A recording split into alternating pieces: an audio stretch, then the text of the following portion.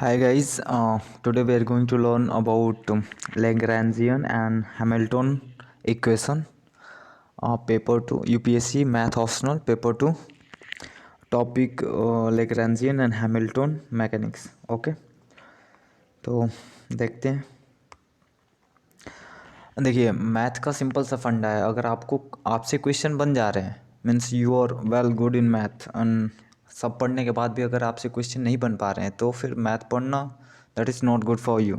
Okay तो math का बहुत ही सिंपल सा फंडा है कि you must have know how to solve the question, how to solve the question. Okay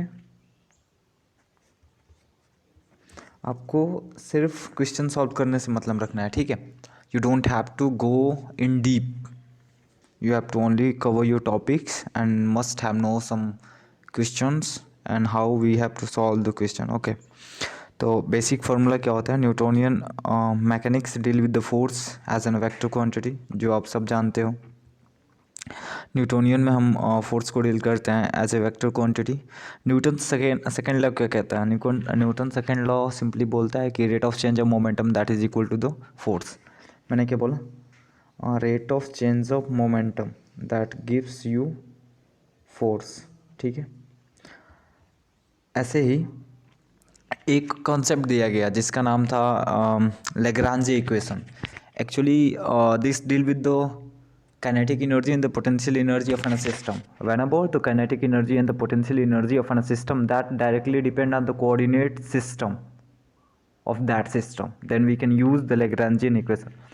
मैं ये कह रहा हूँ कि अगर कभी भी किसी भी सिस्टम की काइनेटिक एनर्जी और पोटेंशियल एनर्जी अगर उस सिस्टम के कोऑर्डिनेट सिस्टम पे डायरेक्टली डिपेंड करें, उस समय हम लेग्रांजियन इक्वेशन यूज़ करते हैं और किसी भी कैसा भी प्रॉब्लम हो वो इस इक्वेशन से इजीली सॉल्व हो जाता है। कैसा भी problem, you must have to find that how the kinetic energy which directly depend on the coordinates and how the potential energy depends on the coordinates. Okay आपको केवल इतना फाइंड करना होता है कि आपकी जो काइनेटिक एनर्जी हो, let's say kinetic energy which directly proportional to the coordinate system Q and how the potential energy which depend on the coordinate system, ठीक, दिस आर कोऑर्डिनेट सिस्टम, ठीक है। तो बस आपको इतना ही पढ़ना होता है। अब देखिए यहाँ पे सिंबल यूज़ करते हैं हम, टी सिंबल यूज़ करते हैं काइनेटिक एनर्जी के लिए, वी यूज़ करते हैं पोटेंशियल एनर्जी के लिए। तो लेग्रांजे ने जो सिंबल दिया था that is equal to L, that is equal to kinetic energy minus potential energy. Lagrange that is equals to kinetic energy minus potential energy, ये लेग्रांजे था, लेग्रांजियन, ठीक है।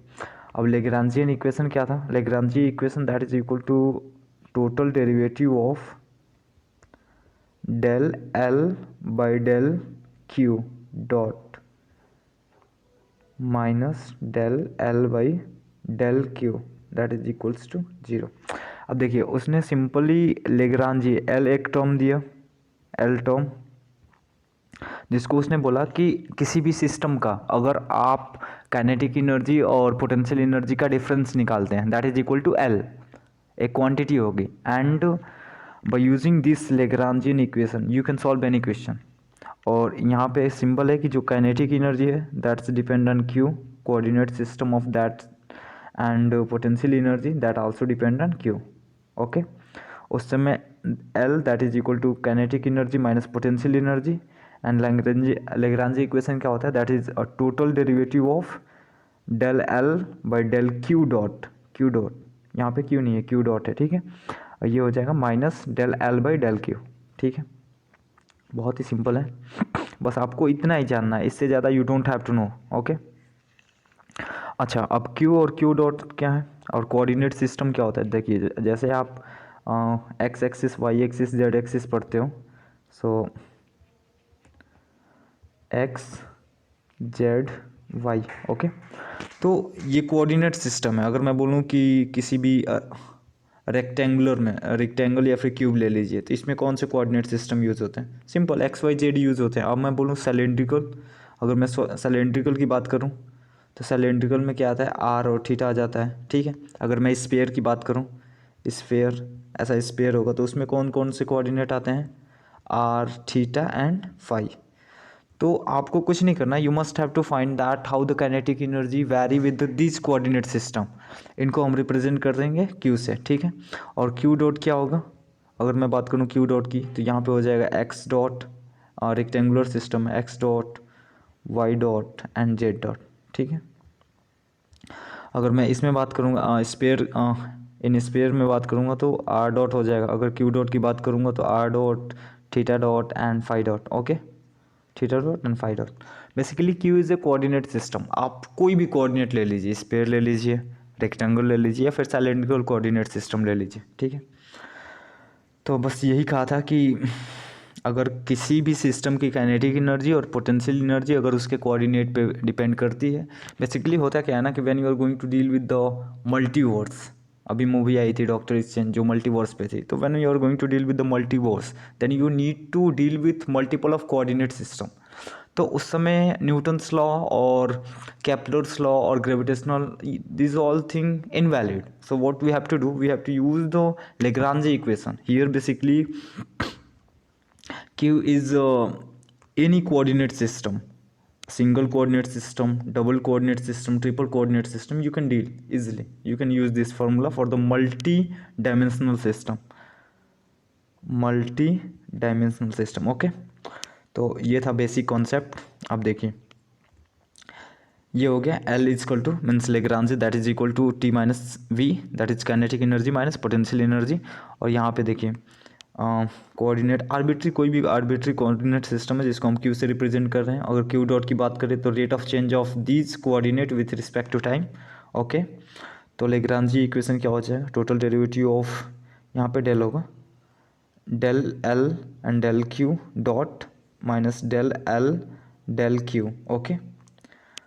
उसके बाद और कुछ नहीं। अब इसके बाद हैमिल्टन इक्वेशन क्या कहता है, हैमिल्टन इक्वेशन भी सिंपली एक इक्वेशन दिया गया था जिससे आप थोड़ा और भी मल्टीवर्स में भी अगर कॉम्प्लेक्सिटी आ रही तो आप उसको सॉल्व, इसको यूज़ करके आप सॉल्व कर सकते हो, ठीक है। इसका इक्वेशन क्या था, एक एच कोई टर्म दिया गया, H that is equal to summation of P S Q dot S minus L. यहाँ पे जो एल है वो लेग्रांजे है जो अभी हमने पढ़ा, L is equal to T minus V, okay.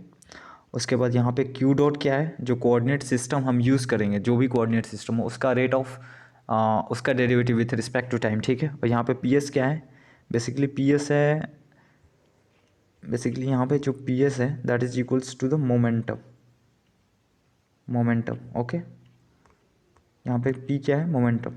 तो इक्वेशन हो जाएगा H is equal to summation of P S Q dot S minus L, यही होता है आपका हैमिल्टन इक्वेशन, ठीक है। आप क्वेश्चन देखते हैं बेसिकली कि क्वेश्चन कैसे आएंगे, कैसे सॉल्व करेंगे, okay.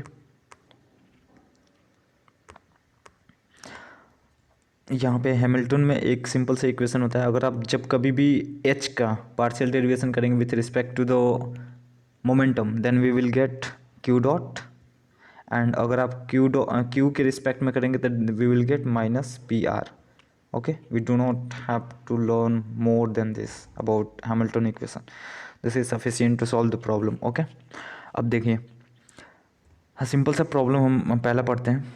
Consider a particle of mass m moving in a plane under the attractive force, ये अट्रैक्टिव फोर्स है, and this directed towards the origin polar coordinate, जिसके पोलर कोऑर्डिनेट दिया हुआ है। Determine the equation of motion, basically हमें क्या find करना होता है, हमें फाइंड करना होता है equation of motion by using the Lagrange and Hamilton equation, okay.